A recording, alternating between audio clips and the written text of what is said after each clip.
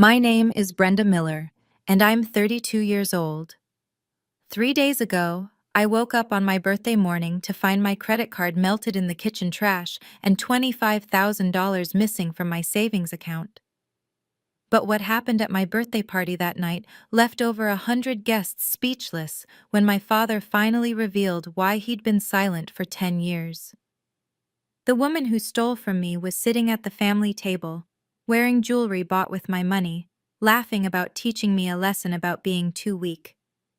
She didn't know that sometimes the quietest person in the room holds all the cards.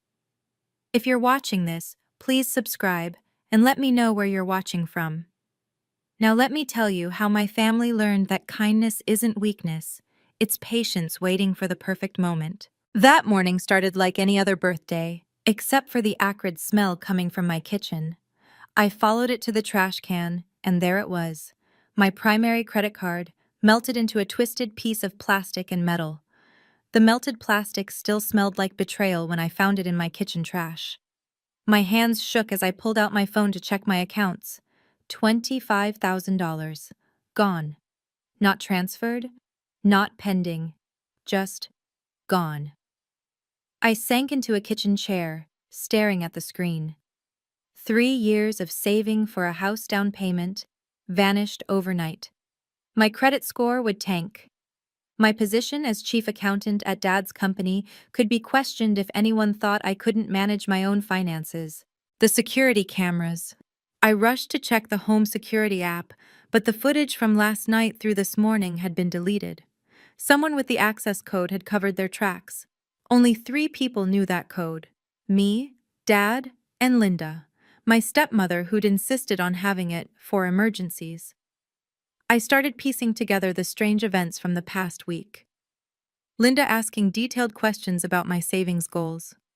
Melissa, my younger half-sister, suddenly interested in my banking apps, claiming she wanted to learn about financial planning.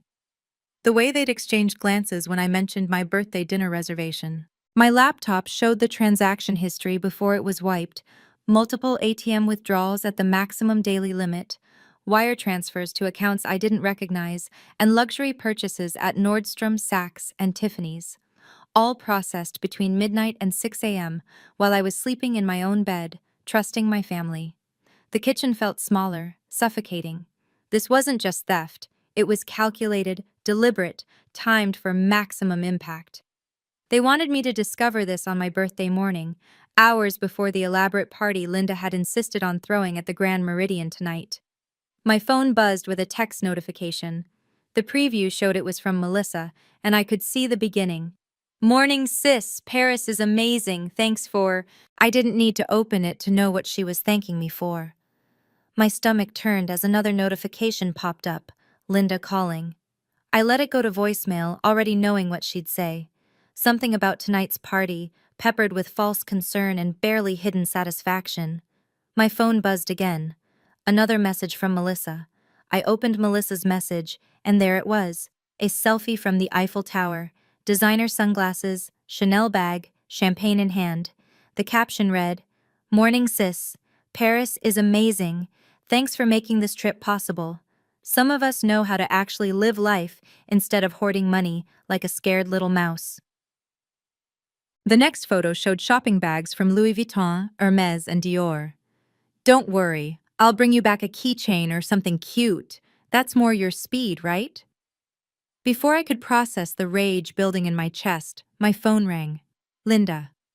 "Brenda, darling," her voice dripped with false sweetness. "Just calling to remind you about tonight, 8 o'clock sharp at the Grand Meridian. Everyone will be there. Your father's business partners, the extended family, even the Hartmans from the country club." "Linda, my credit card was—" "Saya sas." "Oh, and do wear something appropriate. I know you prefer those modest little outfits, but this is a real celebration. Maybe buy something nice? Oh, wait." She paused, and I could hear her smile.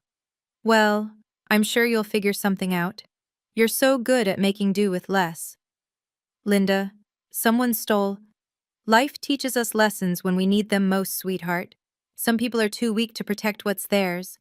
They make themselves victims by being passive little doormats. But tonight isn't about your problems. It's about family. See you at 8. She hung up before I could respond. Another text from Melissa. Mom says you might be upset about something. Don't be such a baby, Bren. It's your birthday. Though I guess at 32, still single, still living in that tiny apartment, still letting everyone walk all over you. Maybe it's more of a pity party? I set my phone down carefully, resisting the urge to throw it against the wall. They weren't even trying to hide it. They wanted me to know. Wanted me to show up tonight, destroyed, humiliated, unable to fight back in front of all those people. Sometimes the best revenge is just showing up with a smile. I pulled out my laptop and started documenting everything. Screenshots, transaction records, the deleted security footage logs. Then I texted the one person I needed. James, it's Brenda Miller. That situation we discussed? It's happening, tonight. His reply was instant. Understood. Everything is ready. See you at 8. I had 5 hours to prepare. They thought they were teaching me a lesson about weakness. They had no idea what lesson they were about to learn themselves. As I sat there gathering evidence, memories flooded back of how I'd become the family doormat. It started the day Linda married Dad 10 years ago, when she introduced Melissa as the daughter who inherited the Miller's strength. Being kind isn't weakness, but they never understood that. Every family gathering followed the same script. Melissa would demand something outrageous.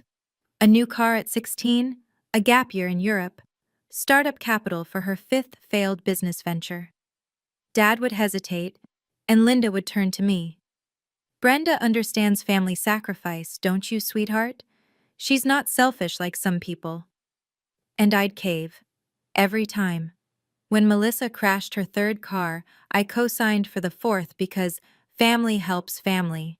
When Linda needed $10,000 for her charity gala that somehow never materialized, I wrote the check because refusing would be unsupportive. When they forgot my birthday 3 years running but threw Melissa elaborate parties, I smiled and said it didn't matter because making a fuss would be childish. The comparisons were constant.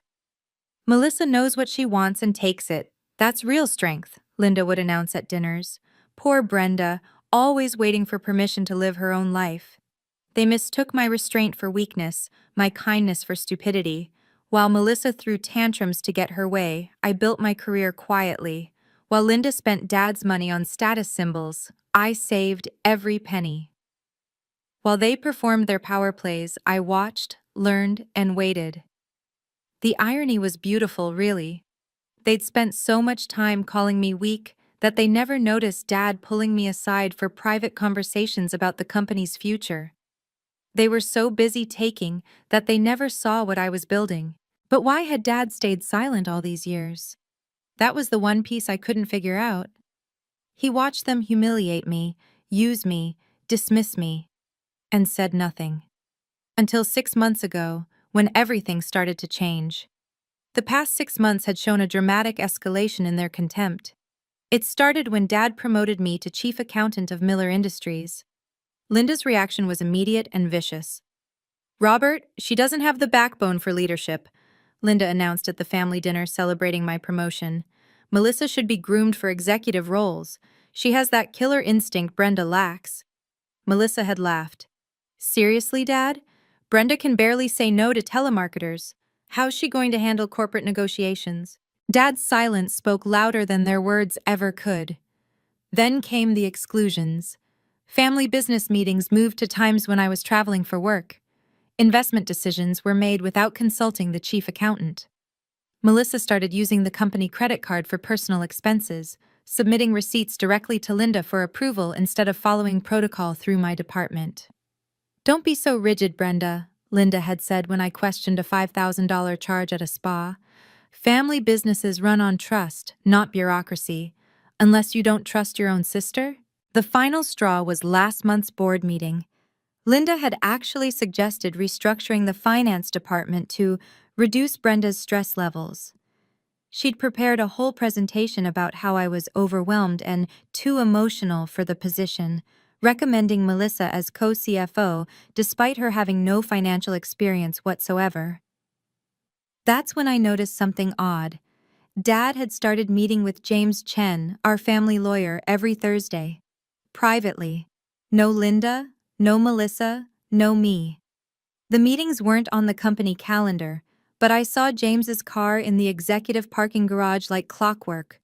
When I asked Dad about it, he simply said, "Patience, Brenda. Sometimes the best strategy is letting people reveal their true nature." I thought it was another of his cryptic business philosophies. Now, staring at my drained bank account, I was beginning to understand exactly what he meant. If you've ever been underestimated by your own family, you'll understand what comes next. Before we continue, please hit that subscribe button and ring the notification bell. I'm curious, have you ever had family members mistake your kindness for weakness? Let me know in the comments below. I read every single one, and your stories help me realize I'm not alone in this. Some of you have asked if I regret being patient for so long, and honestly, you're about to see why patience was my greatest weapon. Now let me tell you what happened when I walked into that birthday party. Standing outside the Grand Meridian at 7:45 p.m., I calculated the real cost of their betrayal. 3 years of savings, gone in 3 minutes of greed. $25,000 meant 1,100 hours of overtime, 36 months of skipped vacations, and countless sacrifices to build something they destroyed overnight. But the financial damage went deeper. My credit score would plummet from 780 to below 600 once the maxed-out cards hit my report. The mortgage pre-approval I'd worked toward for 5 years? Gone. The investment property that would have been my retirement security? Impossible now. As chief accountant, this disaster could destroy my professional reputation. How could I manage millions in company assets if I couldn't protect my own accounts? The whispers would start Monday. Did you hear about Brenda Miller? Lost $25,000 and didn't even notice until it was gone. My phone showed 17 missed calls from the bank's fraud department. Each voicemail more urgent than the last, documenting suspicious activity I couldn't report without admitting my own family had robbed me. The irony burned. I'd spent years building perfect credit, only to have it torched by people who called me weak for being obsessed with financial security. Through the restaurant's floor-to-ceiling windows, I could see them all gathering.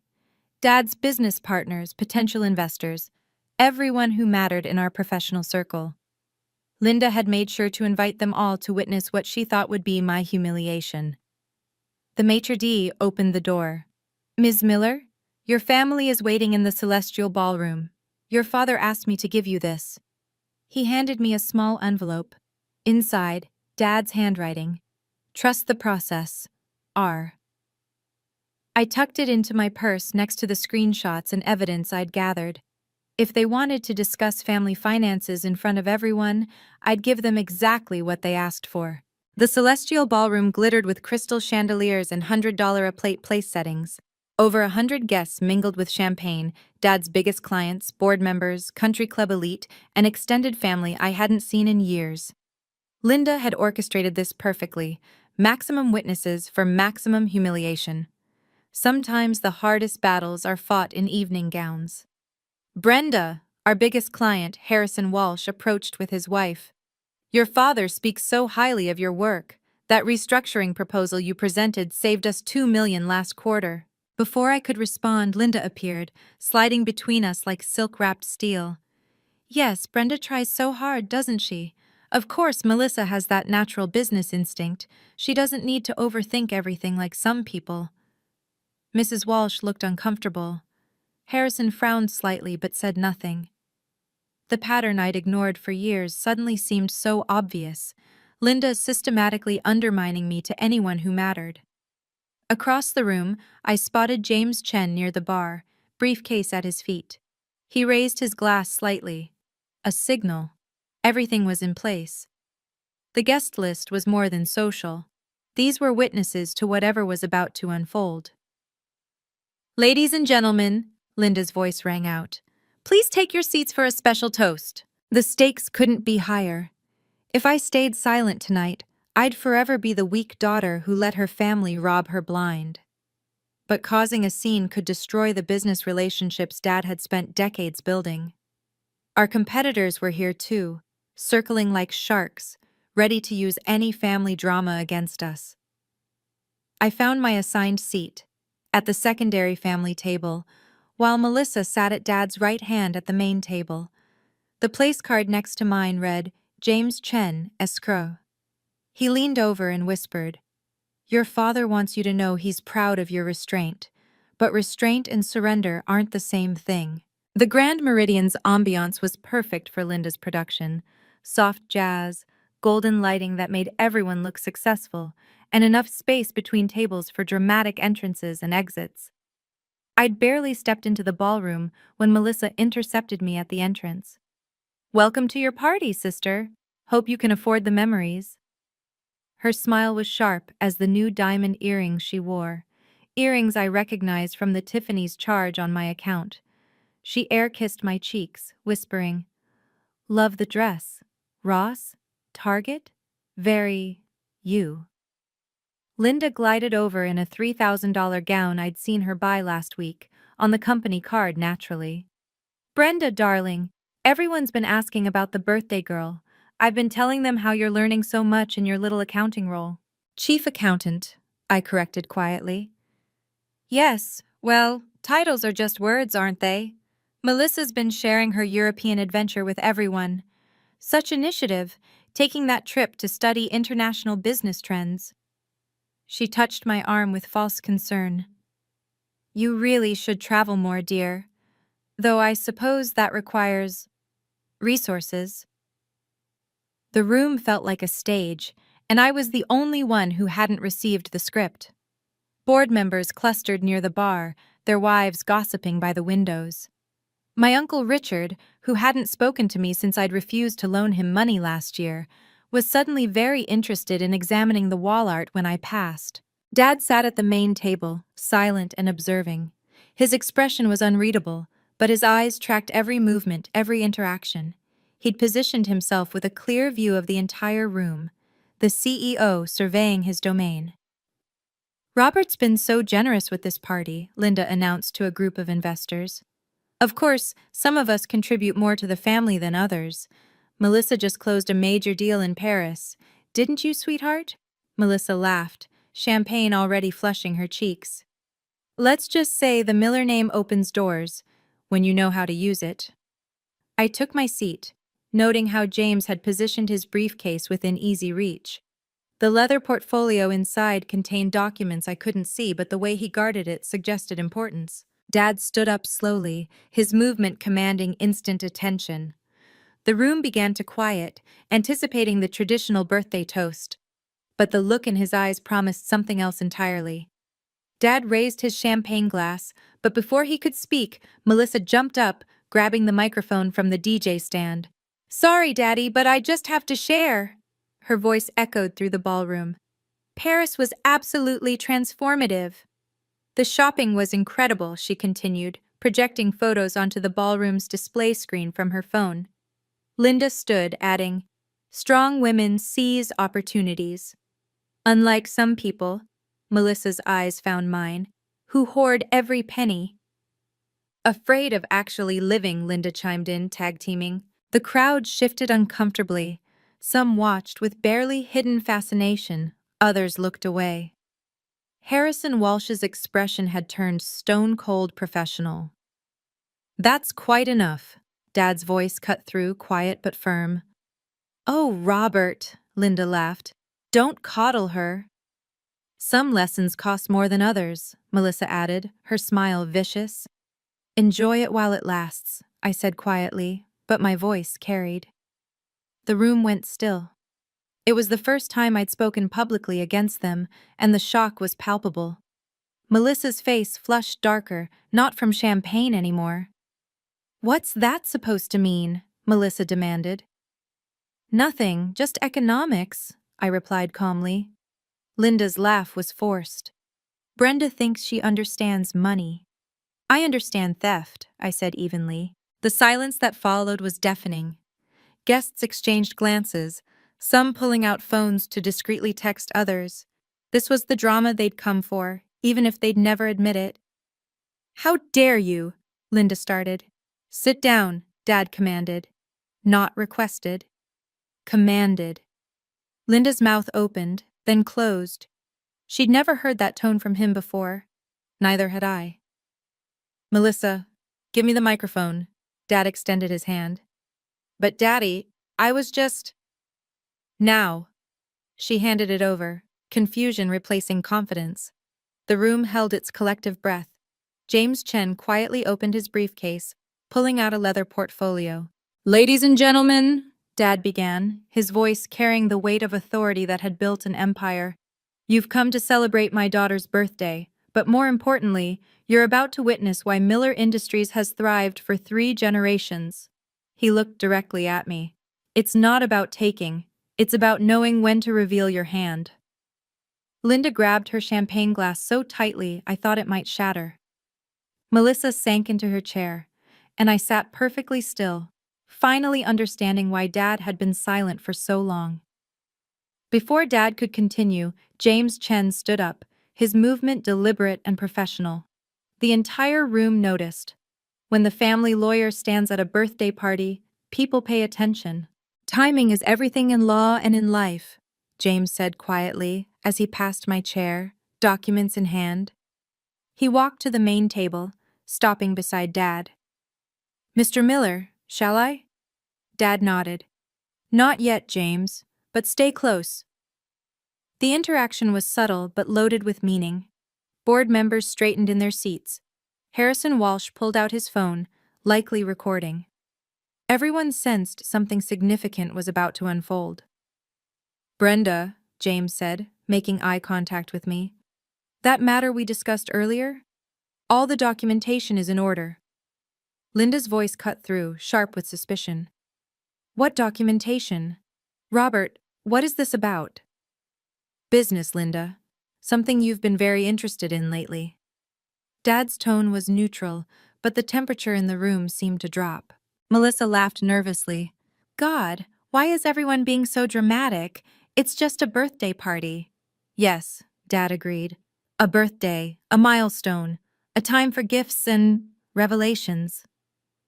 James returned to our table, setting the portfolio between us. The leather cover bore the Miller Industries logo and a label I couldn't quite read from my angle, but I noticed Linda trying desperately to see it from across the room. "Mr. Chen," Harrison Walsh called out, "I wasn't aware you handled family celebrations." "I handle family matters, Mr. Walsh," James replied carefully. "Sometimes those matters require proper documentation, witnesses, accountability." The word accountability hung in the air like a blade. Linda's knuckles went white. Melissa reached for her phone, probably to check her bank accounts. "Shall we eat first?" Dad suggested, his calm demeanor at odds with the tension. "The salmon is exceptional tonight." But nobody moved toward their plates. Everyone was waiting for the other shoe to drop. Dad set down his champagne and walked to the center of the room, each step measured and deliberate. The soft jazz faded as the DJ, sensing the moment, quietly lowered the volume. "I've been silent for too long," Dad said, his voice carrying to every corner of the ballroom. He looked directly at me, and for the first time in years, I saw warmth in his eyes. Not disappointment, not indifference, but genuine pride. Linda and Melissa hadn't noticed. They were too busy exchanging worried glances. 10 years ago," Dad continued, "I remarried, hoping to give my daughters a complete family." He paused, surveying the room. "I've spent the last decade observing what that family has become." "Robert, this isn't the time." Linda started to rise. "Sit." One word. She sat. The power dynamic in the room shifted visibly. Board members who'd been casually socializing now watched with laser focus. This wasn't a birthday toast. It was something else entirely. "In business," Dad said, "we often test potential successors without their knowledge. We watch how they handle pressure, adversity, and most importantly, betrayal." My heart started racing. Melissa's phone clattered onto the table as her hands began trembling. "Some people," Dad's eyes moved to Linda, "believe power comes from taking, from manipulation, from crushing those they perceive as weak." He pulled out his own phone, swiping to something on the screen. "Others understand that true strength is restraint, patience, documentation." That last word made Linda flinch. "James," Dad called out, "I believe it's time." James stood again, picking up the portfolio. "With your permission, Mr. Miller, I should note that everyone in this room is about to become a witness to legal proceedings." The ballroom erupted in whispers. Witness? Legal proceedings? At a birthday party? Dad raised his hand for silence. "My daughter Brenda has something that was stolen from her. Tonight, she gets it back, with interest." Before Dad could elaborate, Linda seized control, standing with forced confidence. "Since we're sharing family moments, let me tell you about the birthday gift we gave Brenda." She gestured to the display screen. "Melissa, show them Paris." The screen lit up with photo after photo. Melissa at the Louvre, shopping on the Champs-Élysées, dining at Michelin-starred restaurants. Each image was more extravagant than the last. "Some lessons are more expensive than others," Linda announced, her voice carrying over the growing murmurs. "Brenda needed to learn that hoarding money while family struggles is selfish, so we taught her about sharing." $25,000, Melissa added, standing beside her mother. "That's what real family support looks like. While Brenda sat on her savings like Scrooge, I was investing in international connections." The room erupted. Board members gasped. Harrison Walsh's wife covered her mouth. Uncle Richard actually laughed, thinking it was a joke. "You took her money?" someone called out. "We redistributed it," Linda corrected, her smile razor-sharp. "Brenda's too weak to use it properly, always saving, never living. Someone had to show her that money is meant to be spent." She turned to me, eyes glittering with malice. "Consider it tuition for a life lesson, sweetheart. The weak get eaten in this family." Melissa pulled up her banking app, showing the screen to nearby guests. "Look, I'm not hiding anything. Yes, I used Brenda's cards. Yes, I transferred her savings. She's family ATM. It's what she's good at." The humiliation was complete. Or it would have been if I hadn't noticed something crucial. James was recording everything on his phone, legally, with witnesses. "So, you admit," I said, my voice cutting through the chaos, "in front of everyone here, that you stole $25,000 from my accounts?" The room went silent again.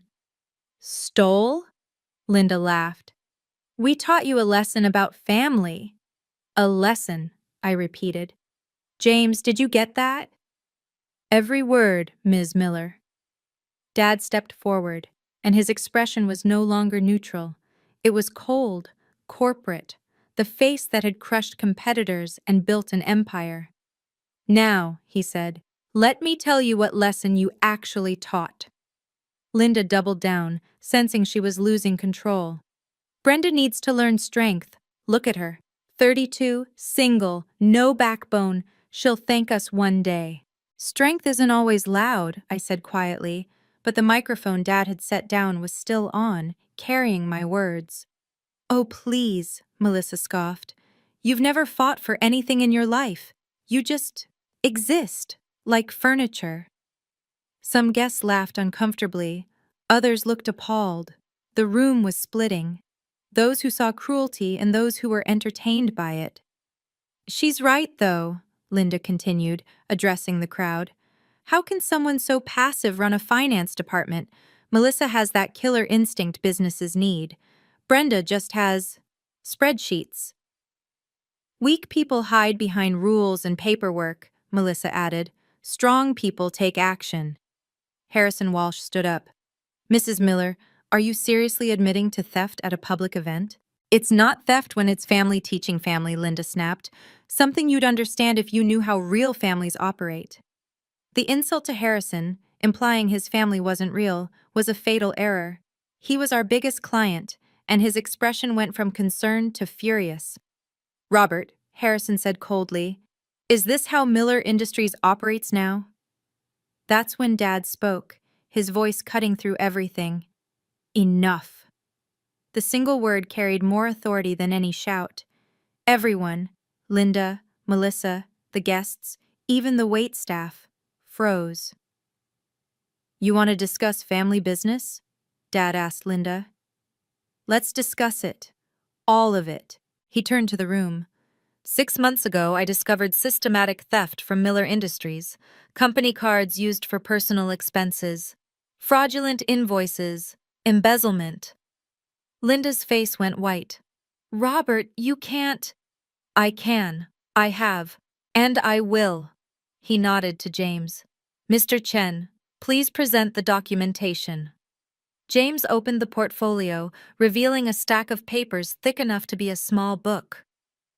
Ladies and gentlemen, what you're about to witness is the legal transfer of complete financial authority of Miller Industries to its rightful guardian.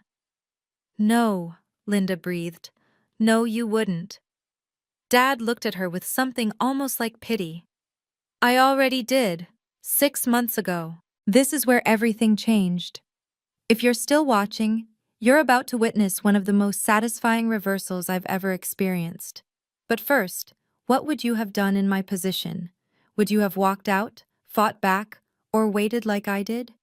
Drop a comment below. I read every single one. And if this story resonates with you, please share it with someone who needs to hear it. Your support means everything, and knowing you're there listening gives me strength to share these difficult moments. Now let me show you what real power looks like. Dad walked to the center of the room, his presence commanding absolute attention. I gave you rope, and you hung yourselves with it. For 10 years, he continued, his voice steady and measured. I've watched my wife and younger daughter treat Brenda like she was somehow less than. Weak, you called her. Passive. A doormat. He pulled out his phone, connecting it to the display screen. Let me show you what I've observed. The screen filled with security footage from the company offices. January 15th, Melissa charges $8,000 at Bergdorf's on the company card, listing it as client entertainment. The client? Her personal trainer. The room gasped. Melissa started to speak, but Dad raised his hand. February 10th. Linda withdraws $15,000 from the emergency fund for a charity gala that never happened. March 3rd. Another $12,000 for business development that went straight to her personal account. Each transaction appeared on screen with supporting documentation, bank statements, forged signatures, falsified invoices. But here's the interesting part, Dad said, his eyes finding mine. Every single one of these thefts was caught and documented by our chief accountant. Brenda knew. She filed reports. She followed protocol. And when I told her to wait, to be patient, she did. I felt the room's attention shift to me. The weak daughter suddenly didn't look so weak. You see, Dad continued, Brenda wasn't passive. She was building a case. Every transaction you made, Linda, every luxury purchase, every diverted fund, she documented it all. She could have exposed you months ago, but I asked her to wait. Why? Linda's voice cracked. To see how far you'd go, to let you reveal your true nature completely. He paused. And last night, you crossed the final line. You stole from your own family. Not from the company, from Brenda personally. $25,000. That's not... We were teaching, Melissa stammered. You were committing felony theft, James interrupted, which you just confessed to in front of over 100 witnesses. Dad turned back to the screen.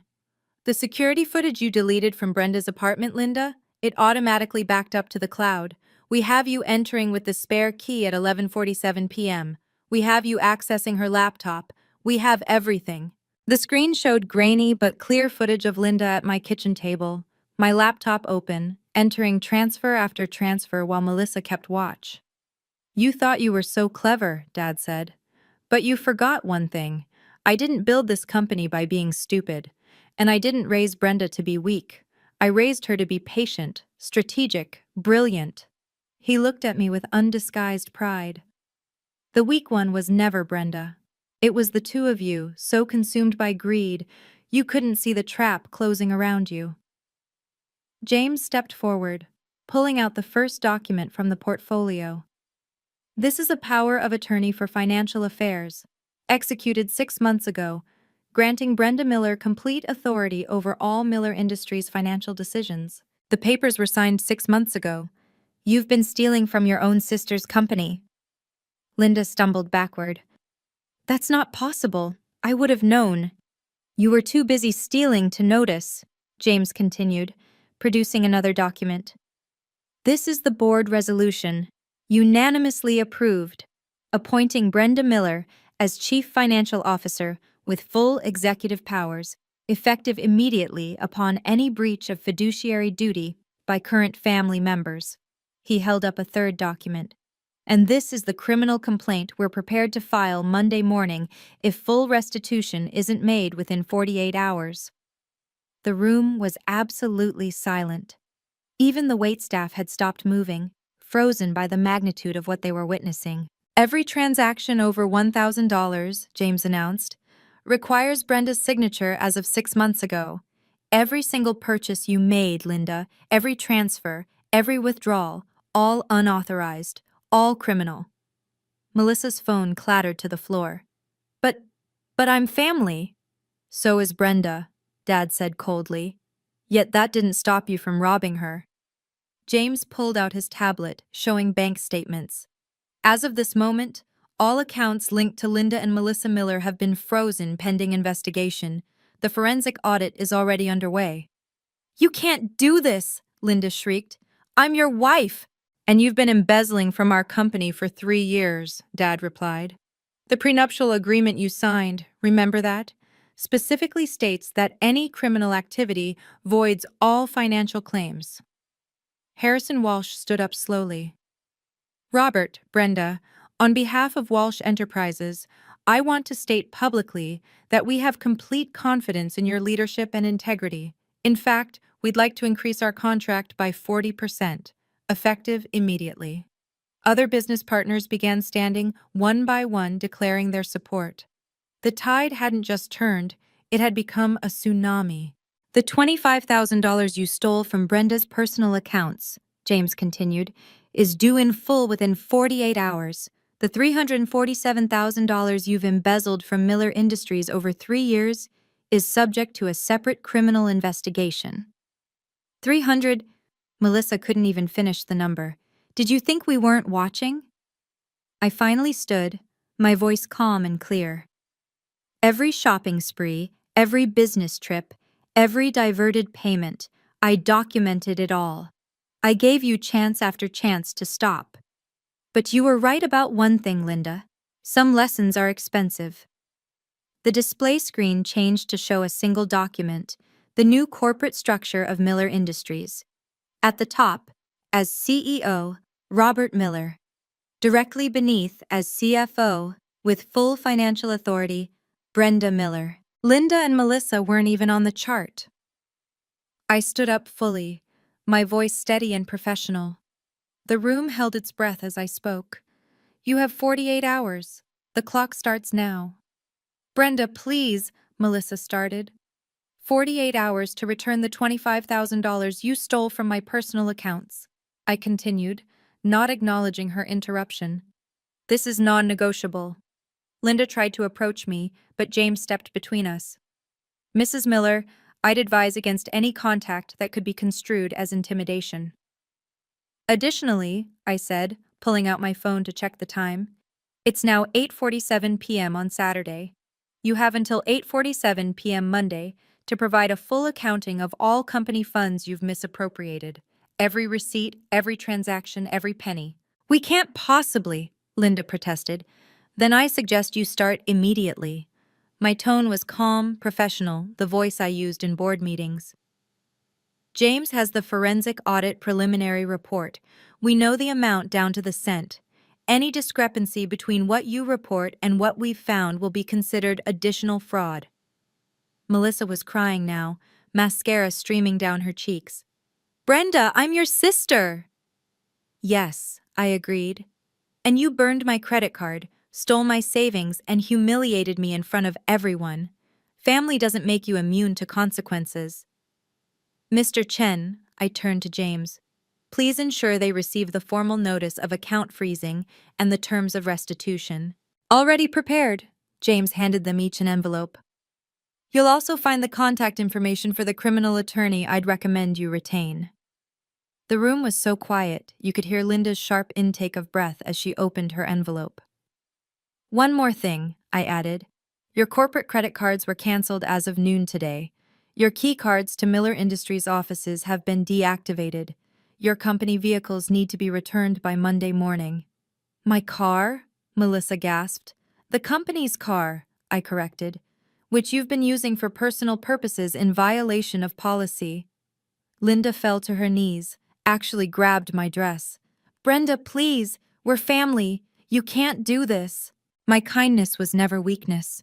Your cruelty was. I stepped back, removing her hands from my dress with quiet dignity. We can talk about this, she pleaded. Work something out. Robert, tell her. I'm done telling Brenda anything, Dad said firmly. She's the CFO. These are her decisions. Melissa tried a different approach, her voice shifting to wounded. So this is it? You're destroying your own family? Is that what you want? I'm not destroying anything, I replied evenly. I'm setting boundaries. You're experiencing consequences. There's a difference. Please, Linda begged, mascara running like black rivers. Let's discuss this privately. Not here, not like this. You chose the venue when you decided to humiliate me publicly, I reminded her. You invited all these witnesses to what you thought would be my degradation. Now they've witnessed something else entirely. James stepped forward. Ms. Miller, shall we proceed with the criminal filing? I looked at Linda and Melissa, both pale and shaking. That depends on them. Full restitution in 48 hours, and I'll consider it a civil matter. 1 minute late, $1 short, and it becomes criminal. But where will we live? Melissa wailed. How will we? The same way I would have if you'd succeeded in destroying me, I said. You'll figure it out. You're strong, remember? You have that killer instinct. Dad moved to stand beside me, his hand briefly touching my shoulder in support. I believe this party is over. Linda and Melissa stood there, frozen, as if unable to process that their world had just collapsed. Leave, Dad said quietly. Now. They stumbled toward the exit, Linda turning back once as if to speak, then thinking better of it. The ballroom doors had barely closed behind Linda and Melissa when the room erupted, not in chaos, but in something unexpected, applause. It started with Harrison Walsh, slow and deliberate, then spread through the entire gathering. We always knew you were the strong one, Harrison said, approaching with his wife. Your father chose his successor wisely. Within minutes, I was surrounded by board members and business partners, each expressing support and, more importantly, concrete business proposals. 3 new contracts were verbally agreed upon before the waiters even cleared the appetizers. Brenda? Margaret Chen from Chen Technologies touched my arm. That restructuring model you proposed last quarter? We're ready to implement it. Full partnership. My phone buzzed with notifications, emails from the accounting team at Miller Industries. Standing behind you 100%, read one. Finally, read another. About damn time, from our senior auditor who'd helped me document everything. Dad stood beside me as I fielded congratulations and business offers. 23 years ago, your mother told me something before she died, he said quietly, so only I could hear. She said, Brenda has my strength, the quiet kind that moves mountains when nobody's watching. She was right. Why didn't you tell me about the power of attorney? I asked. Because you needed to choose your moment, not mine, yours. He smiled. And you chose perfectly. James approached with his tablet. The freeze on their accounts is confirmed. Also, Building Security just reported that Melissa tried to enter the office, probably to destroy evidence. She was denied access. Of course she did, I sighed. Can you ensure all company property is secured? Already done. I also took the liberty of having their desks cleared and boxed. Everything is in legal holding. Through the tall windows, I could see Linda and Melissa in the parking lot.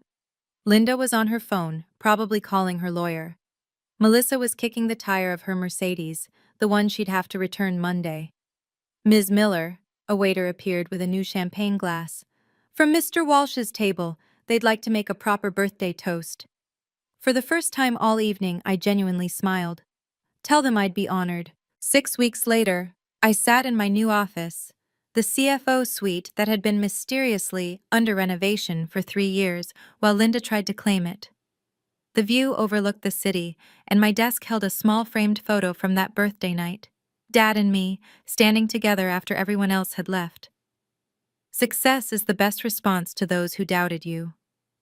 The restitution had come through at 8:43 p.m. that Monday, 4 minutes before the deadline. Melissa had sold her Mercedes, her designer wardrobe, and the jewelry she'd bought with stolen funds. The $25,000 was returned in full, plus the $3,000 in overdraft fees and interest. Linda had to liquidate her secret investment account, the one she'd been funding with embezzled money. The divorce papers were filed within 2 weeks. Dad offered her a modest settlement if she signed a non-disclosure agreement and relinquished all claims to Miller Industries. She signed. The company audit revealed more than we'd initially found, almost $400,000 diverted over 3 years through elaborate schemes. Some of it was recovered. The rest became a very expensive lesson in trust. Under my financial leadership, Miller Industries grew 40% in the first quarter. The restructuring I'd proposed but Linda had blocked was finally implemented, saving us $2 million annually.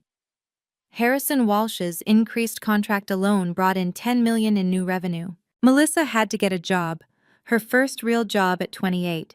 She was working as a junior sales associate at a department store, selling the same designer goods she used to buy with my money. The irony wasn't lost on anyone. Linda moved back to her mother's house in New Jersey. The last I heard, she was trying to start a consulting firm for women entrepreneurs. Nobody was hiring her. "Any regrets?" Dad asked during our weekly lunch. "No," I said honestly. "I gave them every opportunity to be different. They chose who they wanted to be." "And you chose who you wanted to be," he replied. "Your mother would be proud." My credit score had recovered. The house I'd been saving for? I bought it last week, with cash, thanks to my CFO bonus. Sometimes the best revenge isn't revenge at all. It's success, earned honestly and defended fiercely. Looking back, I learned something vital about strength and boundaries that I wish I'd understood years earlier. Boundaries aren't walls. They're bridges to respect. For too long, I believed that being kind meant having no limits. That family meant accepting any treatment. That love required endless sacrifice. But real love, the kind that builds rather than destroys, requires boundaries. It requires saying, "this far and no further." My silence hadn't been weakness, though they'd mistaken it for that. It had been strategic patience, gathering evidence while they revealed their true nature. Every insult I absorbed, every theft I documented, every humiliation I endured became a brick in the legal case that would protect not just me, but the company our family built. The most powerful lesson? Restraint isn't the same as surrender. I'd restrained myself from petty retaliation, from emotional outbursts, from giving them ammunition to use against me. But I never surrendered my self-worth or my rights. Some people asked if I felt guilty about Linda and Melissa's downfall.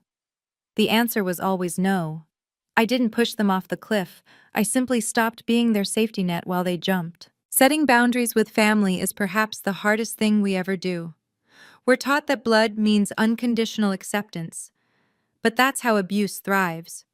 Real family, chosen or biological, respects your boundaries because they respect you.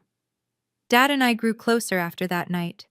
Without Linda's toxic influence, we could finally have real conversations. He shared stories about Mom I'd never heard, about her quiet strength and fierce protection of what mattered. "You're just like her," he told me one evening. "She never started fights, but she always finished them." Now I understand what he meant. Finishing fights doesn't mean destroying people. It means ending the cycle of abuse, professionally and permanently. A year later, our family looked completely different, smaller but stronger, built on respect rather than manipulation.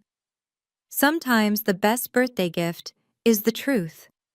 Melissa reached out 6 months after that night, not for money, but with a genuine apology. She was in therapy, working through why she'd felt entitled to take what wasn't hers. I didn't welcome her back with open arms, but I didn't shut the door completely either. Redemption is possible, but trust must be earned. I thought being strong meant taking whatever I wanted, she admitted during coffee she paid for with her own earned money. I never realized that real strength is building something yourself. Linda never apologized. Her pride wouldn't let her. The last update I got from Dad's lawyer was that she'd remarried. Another wealthy businessman. I wished him luck. He'd need it. Dad semi-retired, keeping the CEO title but delegating most operations to me. We'd have lunch every Thursday, discussing business but also life, memories of Mom, and plans for Miller Industries' future. The company thrived under transparent leadership. Employees who'd been afraid to report irregularities now came forward freely. We implemented new controls, better oversight, and most importantly, a culture where integrity mattered more than connections. My 33rd birthday was quiet. Dinner with Dad, a few close friends, and James Chen, who'd become like family. No grand ballroom, no 100 guests, no drama. Just people who genuinely cared about me, not what they could take from me. Any words of wisdom for your 33rd year? Dad asked, raising his glass. Yes, I smiled. When someone shows you who they are, believe them. When they take from you, bill them. And when they underestimate you, let them, right until the moment you don't. The quiet ones often do hold the most power. We just use it differently. Thank you for listening to my story. If you've ever been underestimated, overlooked, or taken advantage of by people who should protect you, I want you to know your patience isn't weakness. It's power waiting for the right moment. What boundaries do you need to set in your life? Share your thoughts below. If this story helped you, please subscribe and share it with someone who needs to remember their worth. And remember, the quiet ones often hold the most power. See you in the next story.